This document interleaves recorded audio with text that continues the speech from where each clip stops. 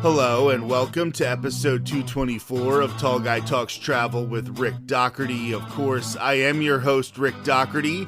We have an emergency episode of the show today. I had to quickly set up a recording session with my co-host Maz after Disney announced a brand new theme park coming to a controversial location overseas.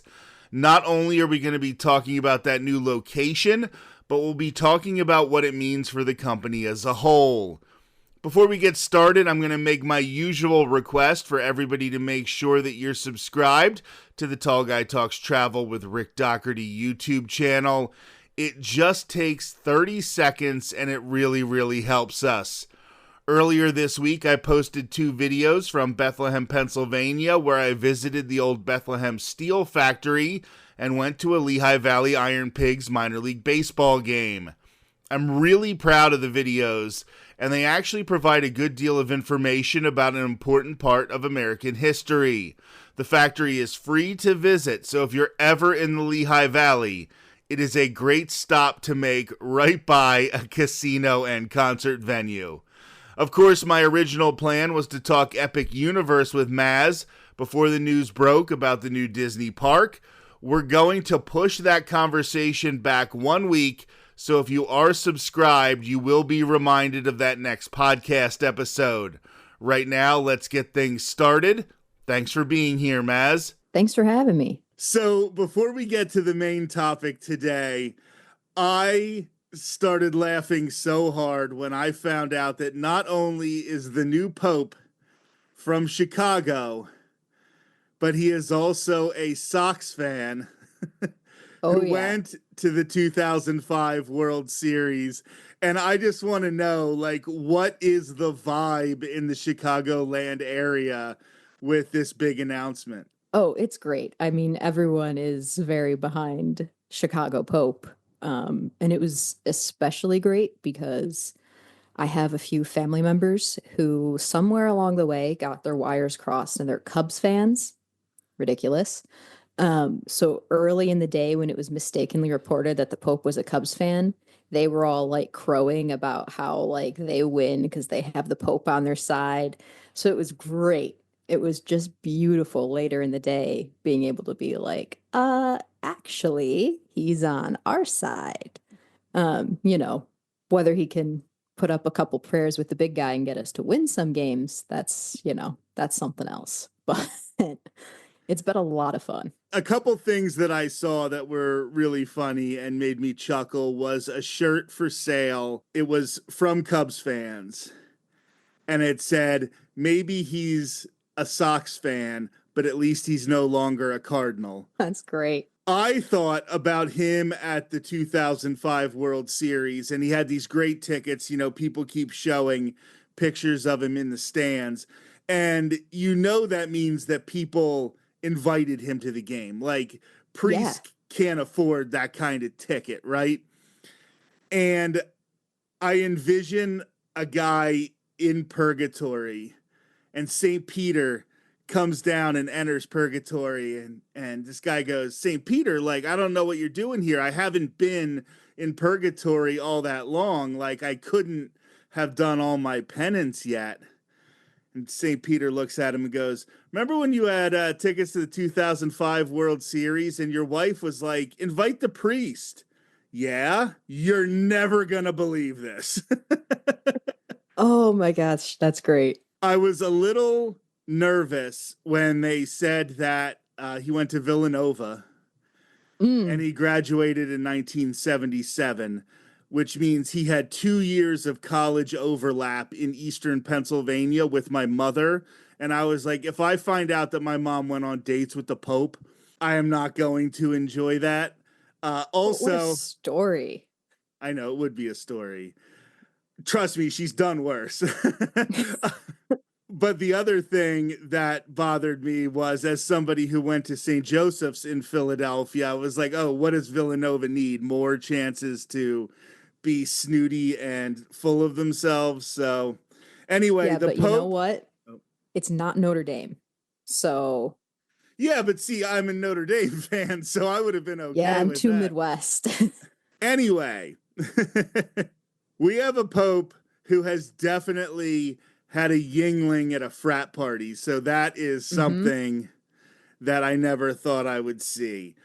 Now we are going to move into the main topic, and I think this is a Disney story that caught everybody off guard. Actually, the original plan for today's episode was that we were going to talk about Epic Universe, but Disney made this announcement last week out of the blue, and we just had to talk about it. So we'll have more Epic Universe conversations. We'll have a lot more coming up in the next few weeks, but Disney has announced a new theme park in Abu Dhabi in the United Arab Emirates. And I just don't know what to make about this announcement. Yeah, I think it's safe to say no one saw it coming. When they announced it, it felt really out of the blue. It was very surprising. And I'm with you. It's a little baffling. So, obviously, the first thing we have to get into, if we're going to be critical of Epic Universe and Universal for having J.K. Rowling, Abu Dhabi has some particularly strict laws. From what I understand, I am not an expert in the area.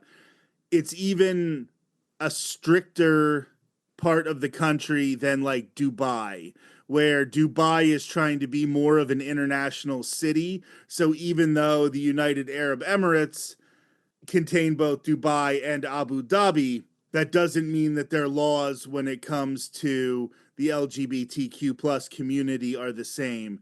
So it would A, make more sense financially to put this in Dubai, but it would also make more sense for your brand to have it in Dubai because you want to be LGBTQ plus friendly. You want to attract cast members. You want to attract an international community of guests.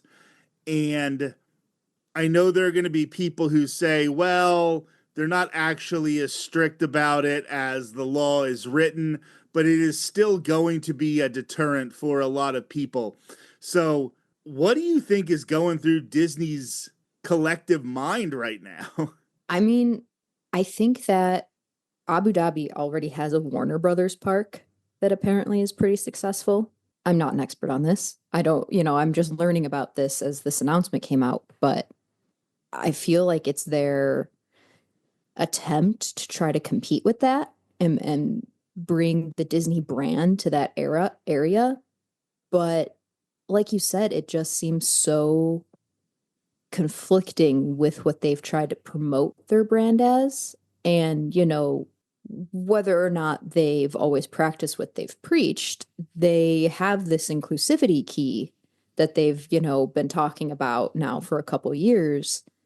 And this decision really seems at odds with that key because, not only does it impact the guests that are coming there and the cast members, but it's also interesting because, it could potentially affect media events.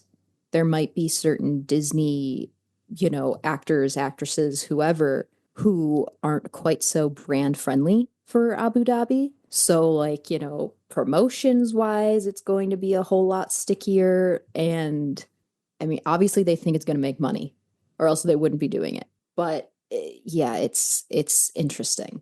I have no doubt it's going to make money. Where I question this decision is that we weren't hearing anything about an Abu Dhabi park. We weren't even really hearing anything about a new international park. And we tend to be a little Amerocentric because we are in the United States.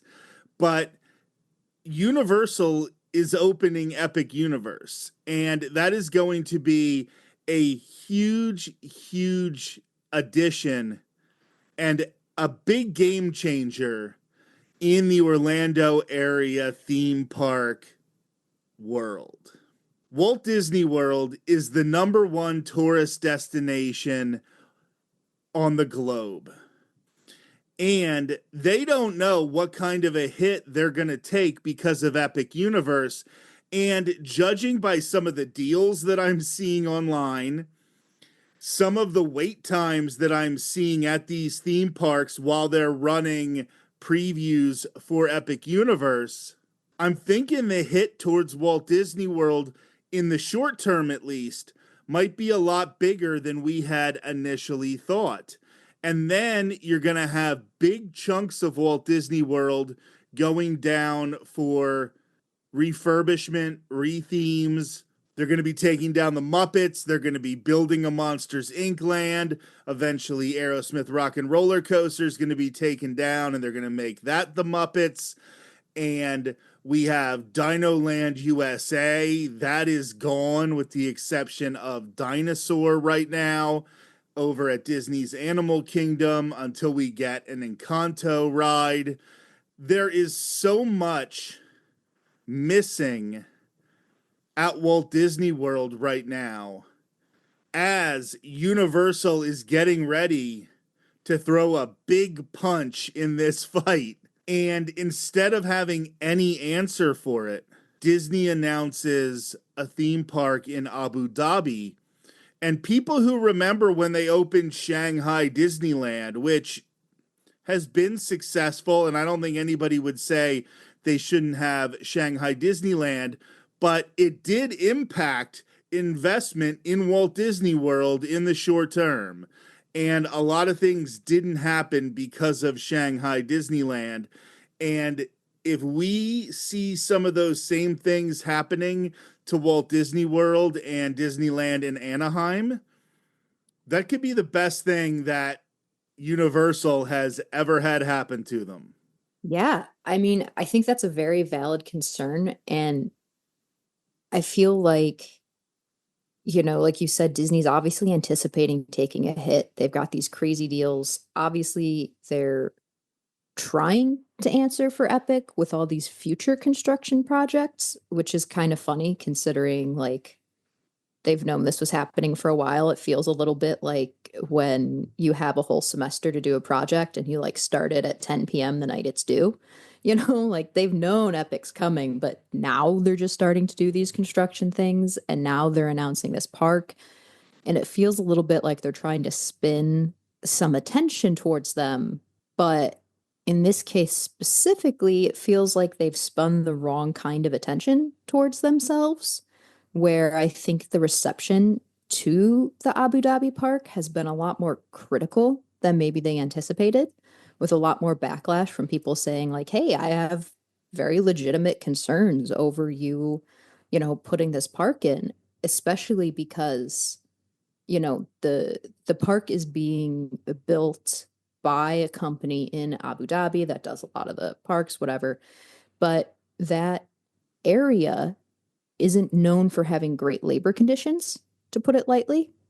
Um, and I think that's something that people are very right to be concerned about, to say now is Disney, going to essentially endorse these near unlivable conditions for these workers because they're putting their brand name on it. And if they're putting their brand name on it, that's an endorsement. So are we going to see maybe some like stipulations in place? We don't know a whole lot at this point, but I'm hoping we get some more information in that vein. Well, I've been doing this series of podcast episodes about the tenure of former chairman and CEO Michael Eisner. And one of the biggest ones, one of the most convoluted episodes, was the one on Euro Disney, which is now Disneyland Paris. And Michael Eisner had a much better sense of publicity, of public relations, of what the fans wanted than Bob Iger has. It's just a fact. Now, I'm not saying Michael Eisner was the perfect chairman and CEO. I'm just saying he read the audience a lot better than Bob Iger reads the audience. And they made so many mistakes culturally at the start of Euro Disney that it took them a long time for Disneyland Paris eventually to become a success. And if Michael Eisner was that tone deaf when it came to culture, Bob Iger is 10 times more tone deaf. And they are putting a brand new Disney park in an area of the world where people who are looking at it from one end of the spectrum are going to look at the working conditions, are going to look at the laws for members of the LGBTQ plus community. People on the other end of the spectrum aren't going to want to go to the Middle East. I'm failing to see the audience for an Abu Dhabi Disneyland, with the exception of Disney adults who want to visit every park around the world. I feel like it's interesting because obviously, like you said, we're very American centric. That's where we reside. And they're obviously trying to capture a non-American audience. They're trying to like stake their claim and be like, we are going after, this huge portion of the world. It seems like getting international visitors from America is not their top priority, which is interesting because it seems like that's where the most rabid Disney fans are. I feel like a lot of the very like diehard, I love this brand Disney fans are American. So, yeah, it's a very interesting choice. And, you know, it's fascinating because obviously they've done the research. They're not doing this, Bob Iger didn't wake up one morning and say, "Hey, you know what? I want to build a park here." And they like signed a contract. They've obviously done all the research that says this is a good financial investment. There will be enough people traveling to make it worth their while.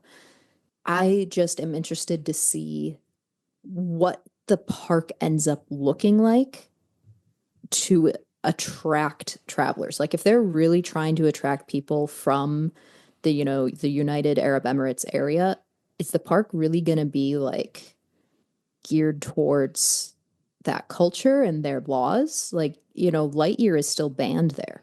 So how is that going to attract or how is that going to impact certain aspects of the park and certain creators? And it's just very interesting to me. And when they built Shanghai Disneyland, and they were very involved with the Chinese government, and one of the things that the Chinese government said was there are going to be intellectual properties that you use in your parks in the US, in Japan, in Europe, that you're not going to be able to use here because the people here don't know them. So they built a park in Shanghai that was focused first and foremost on people from China, from Shanghai, and international travelers in the area. And anything else they get, they just consider that to be extra, consider that to be icing on the cake. I obviously don't know the answer to this. I'm not the biggest world traveler in history, but what kind of relationship does Abu Dhabi and the people of Abu Dhabi, what kind of relationship do they have to Disney intellectual property? Are they going to know Snow White? Are they going to know Cinderella? Are they only going to know these movies from the live action remakes? Is it really going to be worth it for the type of people that are going to be in the area and are going to be able to go to this park?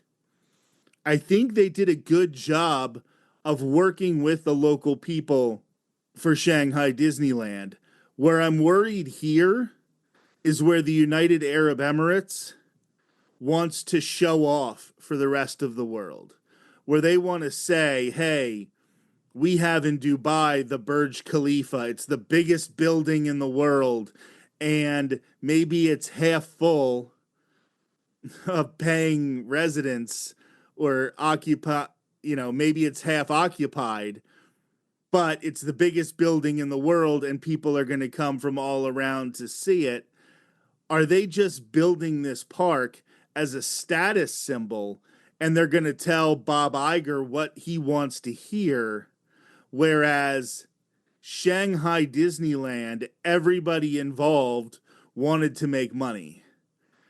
It wasn't a status thing for the Chinese government. It was, I think we can make a lot of money and we can make a lot of people happy if we build this thing here.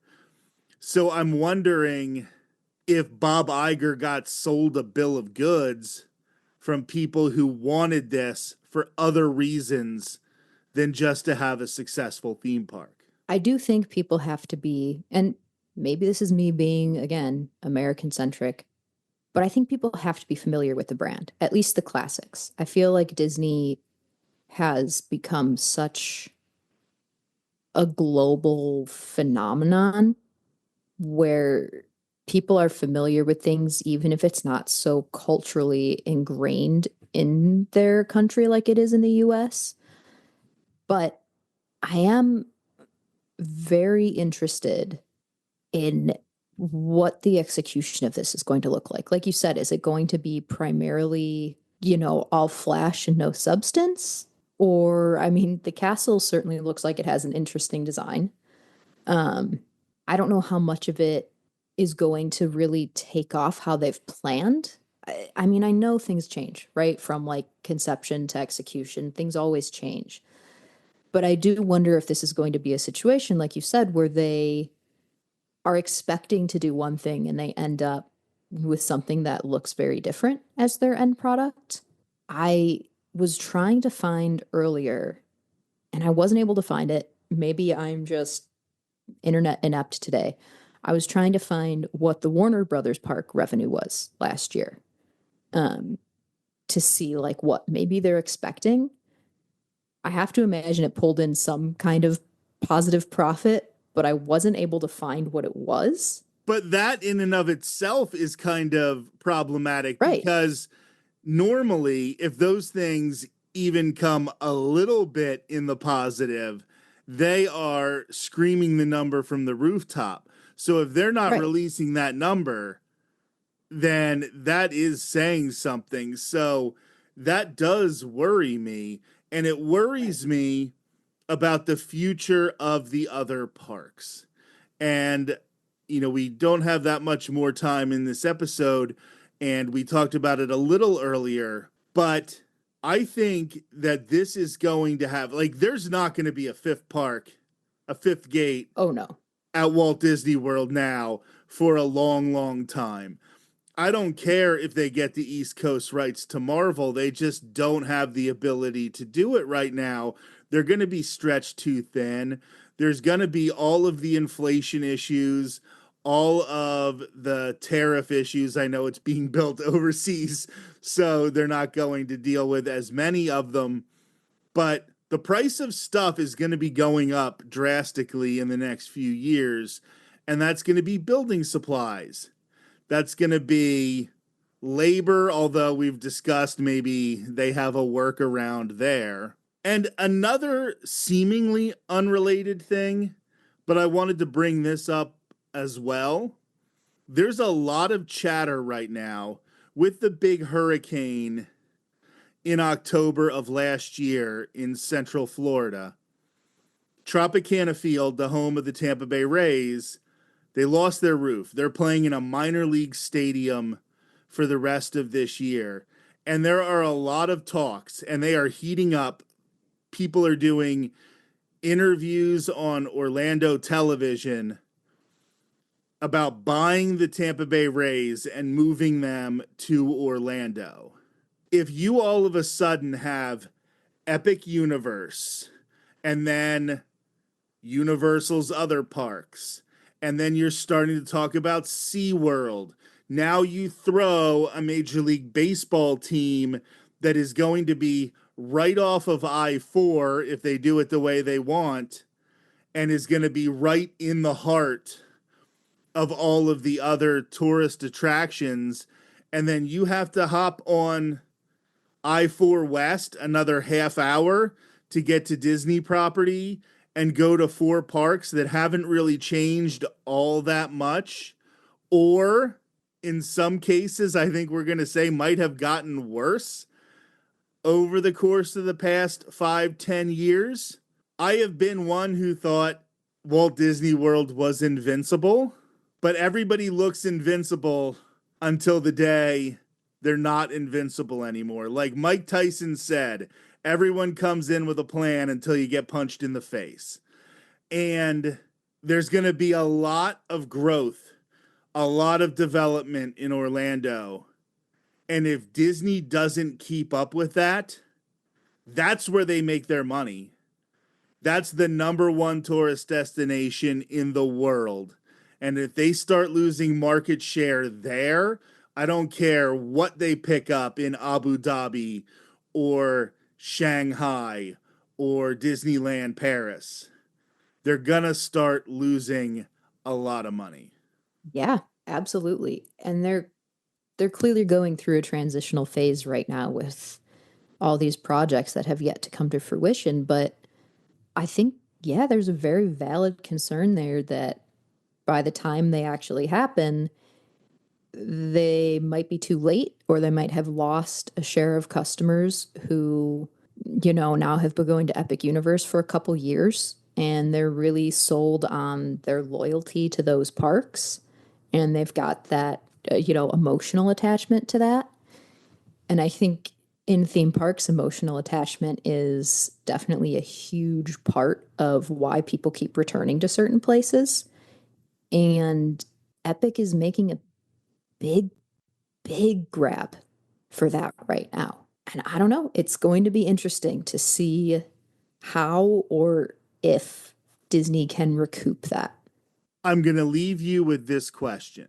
Last December, we went to an Orlando Informer meetup at Universal Orlando Resort. We were able to go to Universal Studios Florida and Islands of Adventure for a few hours, free food, all of that. You have been looking heavily into future Orlando Informer events at Universal.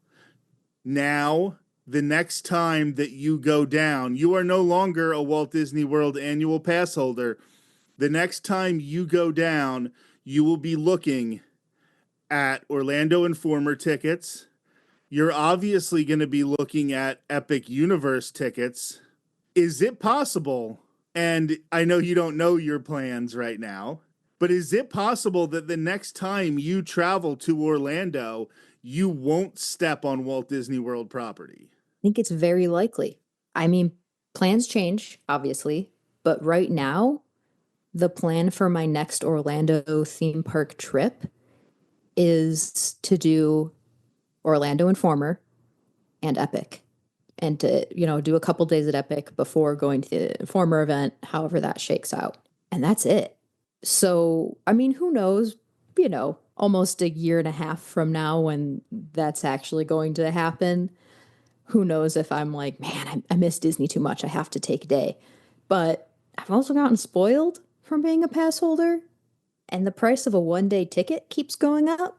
So I can't say for sure that it's likely I'll even be in Disney on my next trip. It's kind of wild. I've moved back up to Pennsylvania. My pass doesn't expire until the end of September, so I am definitely going down towards the end of September, and I'm going to spend a little bit of time at Walt Disney World to finish out my current annual pass. I might get an Epic Universe ticket while I'm down there, but either way, I will be going one more time. But I'll say this. Since I have moved to Pennsylvania, even though all of my friends are posting on Twitter constantly, they're in Epcot, they're in Magic Kingdom, they're in Animal Kingdom. I'm not to the point yet where I'm like shaking and jealous of them being there. Will I get there? Probably. But I am shaking and jealous every time I see, I don't know how many tickets Alicia Stella got for Epic Universe, but I think she must have spent about $67,000 on those tickets. Whenever I see people at Epic, I do get a little jealous. Yeah. And I'm not thrilled about the Rivers of America going away. I'm not thrilled about the Muppets going away. Those are changes that I don't particularly like personally. I'm not doing a boycott like the Splash Mountain people or anything, but it's just making me think, maybe I don't need to go as much as I thought I needed to go in the past. So, Maz, thank you so much for being here. I can't wait to talk more Epic Universe, talk about a cheesy 90s Disney movie. We have a whole lot coming up in the next few weeks. Thank you. This has been episode 224 of Tall Guy Talks Travel with Rick Doherty. Like I mentioned earlier, Maz and I will be back next week to talk more about Epic Universe and Universal Orlando Resort. We're going to go over a couple of the worlds inside that new theme park in great detail. That will be next Thursday. Until then, have a great week.